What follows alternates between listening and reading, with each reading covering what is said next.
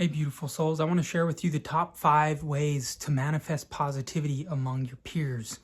Okay, so if you're an empath or an awakening soul and you're on this journey to maintaining and sustaining a high vibration, positive mindset, and a high energy level amongst people who are potentially negative, maybe your peers at work, maybe family that you're going to see, whatever it is, the number one way, step one, is always having a core method of connecting to your focused truth within, the truth and deepest vision of who you truly are. Now, this definitely starts out as being intellectual, and it's a practice, and in the sense that you maybe you journal out who you want to be and all these things, and visualization, which are all very, very powerful. But at a deeper level, a deeper core, a way to be able to recenter in the midst of chaos, in the midst of negativity, and consciously make the decision to go back to the practice, to the method, the technique for just even 5-10 minutes in the midst of the chaos is invaluable. And this method is, whether it's through breath work, yoga, meditation, it is bringing you back to the self that is observing the thoughts, observing the emotions, the self that has deep realization that it is not those things. It is simply experiencing those things through the vehicle of mind and body and senses, right? How are we going to get back to that true core and center of our truth of who we are? Just a great example, we went on vacation, my family and I, just this past week, and we, met up with a lot of family we hadn't seen in a couple years, and, we all see each other from old paradigms, old perspectives of who we all thought we were, and the old versions of ourselves, right? And many times there's strong personalities, and people can be really kind of try to control, or they're maybe critical or judgmental or whatever. And amongst all the chaos and ruckus and everything of everybody trying to get ready to go on this trip, I realized, okay, I'm allowing everyone's energies to influence me potentially in negative ways and throw me off balance a little bit. And I made the decision to just go off in a room and really connect back to the core of who I truly am, which is the self and the presence and the awareness that is behind the mind, the thoughts, the emotions. And coming into that identity, which is really an identity beyond identities, so to speak. It's limitless, it's formless, it doesn't have a name or any type of restriction or definition that our mind and our conditioning has put on it, right? And it, from that being of stillness and silence and almost nothingness, arises just a natural sense of joy, a natural sense of being at peace with everything that's going on. And there's a realization of oneness that I had in that moment, where no matter what anyone else was doing, whatever their energy is, my fear of them maybe influencing me or affecting me or pushing me off balance vanished in the presence of oneness, in the presence of knowing who I truly was. And from that sprang forth all of the other steps I'm going to share with you today. The next step, after establishing a core practice of connecting back to your true self within, the next step is letting your guard down, putting your ego aside. And this means being willing to be your true, authentic self amidst all of it, everybody's personality, all of their own old perspectives of who you are, right? Them even trying to reaffirm that you are what they think you are through different interactions, conversations, things like this.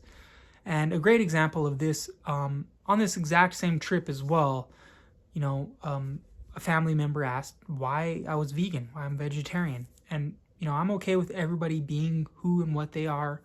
Whatever their reasoning is, that's, their personal choice. And I don't like to push anything on anyone.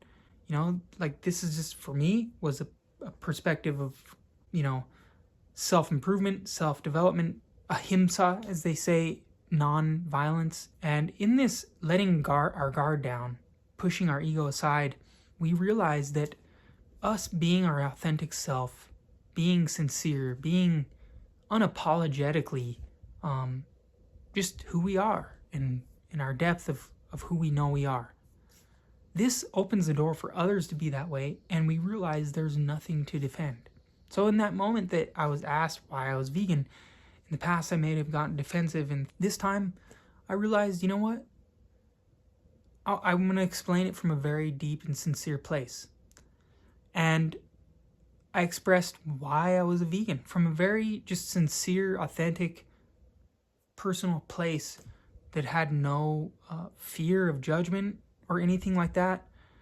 And from that, the one that asked me about it really resonated and really understood what I was saying on a deeper level that otherwise would have been just surface level chatter and maybe even some resistance and conflict and things like that. And now, while I'm not saying that maybe they changed their mind about anything or anything like that, at least they were able to truly hear what I was saying and accept it from a sincere place of genuine respect for where I'm coming from, right?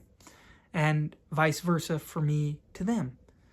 And so this is a huge way that we break down the walls and the old versions of who we all think we are and, judging each other and criticizing each other, letting our guard down, putting our ego aside.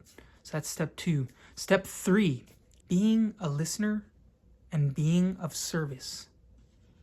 So really what this means is that with our recentering or centering inside and deepening in our understanding of our truth and our vision, holding fast to the vision of who we are, and then letting our guard down, putting our ego aside, we find ourselves in a place of our willingness to be of service to everyone around us.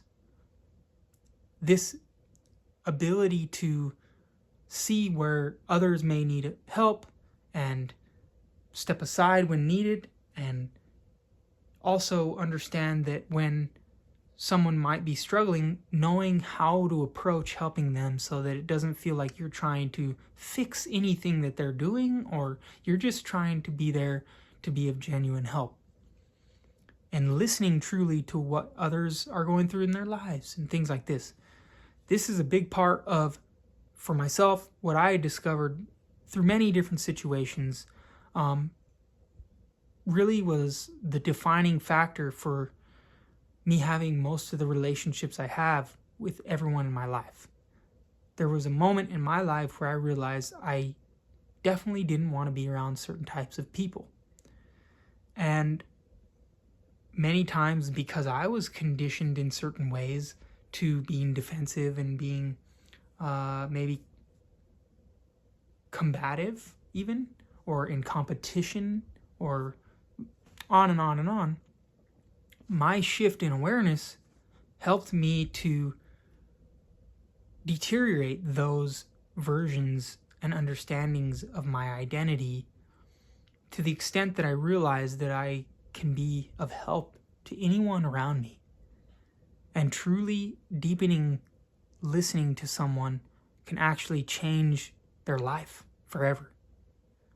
And I've had multiple people along the way, not only in music and coaching, many people who have said to me that the listening that I did for them, the true service that I was giving myself to them as just a support without trying to fix anything, right? This really has been something I've gotten tons of feedback from everybody in my life in the times when they really, really needed it. And many of those people were people I otherwise would have never been affiliated with or connected with or even wanted anything to do with many times. But because I was able to do step 1, step 2, and now step 3 of being a good listener and being of service, this allowed me to have a positive effect on other people. I'll use an example with this is that, There's an old saying from the Bible, and I'll paraphrase because I don't know the exact quote, but Jesus said something of the like that: ask not how they can affect you negatively, but ask how you can go amongst them and affect them positively. Now, like I said, it was a paraphrase, but this is a sum up of really what this is all about. And I don't condone trying to go around all these negative people purposely to try to go and help and do these things necessarily. I'm saying that with your own mission, your own vision, whatever it is you're trying to achieve, always ask yourself how you can be of service. And that's one of the most powerful things you can do along your journey in maintaining higher vibration, higher, more positive mindset. Now, the next step is very much in tandem and in alignment with that last step, which is lift them up, encourage and inspire. As Peter Sage says, raise the significant of others. And what this really means is that to take the attention off of your own ego, everything about your life, and telling everything about what you do, and there's a place for that, and hopefully it comes, when that does come, it comes from a place of truly this place of service as well. When we share, we want what we share to be of value to everyone around us, not just to inflate our ego or to make ourselves feel better, but to be of service and lift others up and encourage them in a way that maybe they've never had before. A good example of this is, for a long time, my brother and I hadn't spoke very personally or very extensively for a couple years, right? And we had a lot of trauma as kids, and there was a lot of tension between him and I would say more so from him to me, from things that, being a bigger brother, maybe I wasn't there for him in many ways, in ways I could have been. I was hard on him, or I was mean to him in certain situations. And there was a lot of me realizing that I had to come to along the years, but I didn't hold anything against him. There was this moment in a conversation we had after years of really not speaking, where he finally really started to let a lot of this stuff out and explain to me how I had affected him in a negative way throughout our life. And I realized in that moment that I didn't have any of that feeling towards him. And so it really just automatically put me in this place to know that I just really need to be here for him and help lift him up and show him that no matter what I had said to him in the past, or as a big brother just being a jerk, right? No matter what I had done then, I can now be a support for him and his healing and his journey to being fulfilled and happy in his life. And I don't even need to preach anything. I don't need to teach anything. I just need to inspire him and who I know he truly is, and give inspiration and uplift and encouragement to him. And this is definitely one of the most powerful things I've learned, along with being a great listener and being of service. And they're all in alignment with each other, right? Letting my ego down, my guard down, and also all coming from being in my center. So step number 5 is to reevaluate and recenter again. Ask yourself some questions. Reevaluate and ask yourself, do I have to be amidst or among these people? The answer for this is always no. Unless you're stuck on a deserted island with someone, no, you don't have to be among anyone. Now, obviously, it's your family, especially your immediate family. There's some responsibility there, and why would you ever want to leave your loved ones, obviously, right? But when it comes to like extended family, people at work, a lot of people get stuck in this idea that they have to have this job, they have to do this work, they have to do this, they have to do that, and in that they have to be amongst these types of people. there's always the opportunity to realize that you're just not where you need to be. Now, I'm not saying that everything isn't exactly the way it should be. I'm saying that there's always the opportunity to realize when it's time to shift.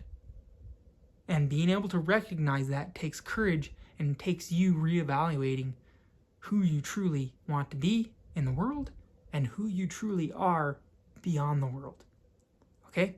So another question you can ask is, do I have to play their game?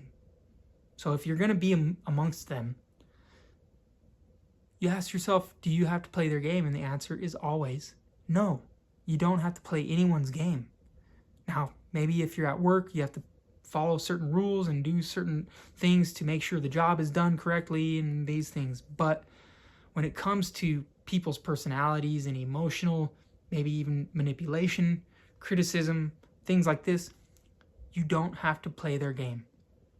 You are an infinite being that is capable of being completely convicted and confident in who you truly are, no matter what you do in your life. In that center, you're able to allow anyone to just be what they're going to be, criticize what they're going to criticize, judge what they're going to judge, no matter what, as long as you know you're doing the best you can, you're centered in who you know you truly are. Everything else becomes insignificant at that point. And in the long run, you end up doing a better job.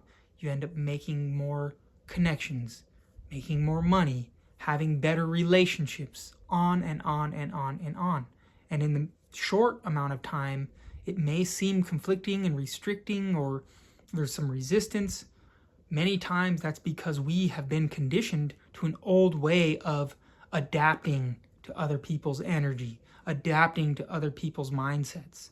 And from here on, we want to not do that. We want to stay centered in who we truly know we truly are. So a few more questions you can ask in step 5 is, what can I do right now that would have a positive effect on everything and everyone around me?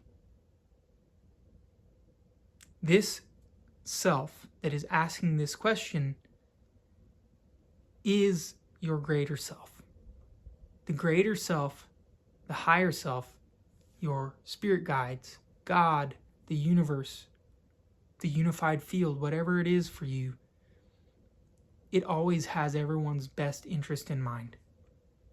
So, is this serving my greater purpose? Is another great question you can ask. There was a time when I was in multiple different bands throughout my life, but there was one time in particular where we'd all done a lot of things together, played a lot of shows, made a lot of music together, and I realized that in our band practices and these things, really everyone was coming together to smoke a lot of weed and drink a lot of beer, right? And it stopped being about the music. And when I realized that, I realized this is not my purpose. And I put down and set aside something that was very dear to me, a project, a musical project that was extremely important to me at the time.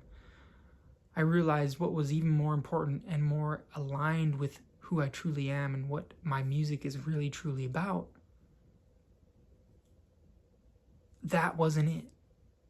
Smoking weed all day and drinking beer all day, partying all day, nothing against whatever anyone chooses to do, but for me, that was not my true aligned higher purpose. And I gave it all up that day when I realized this is what it's all coming down to. I gave it all up.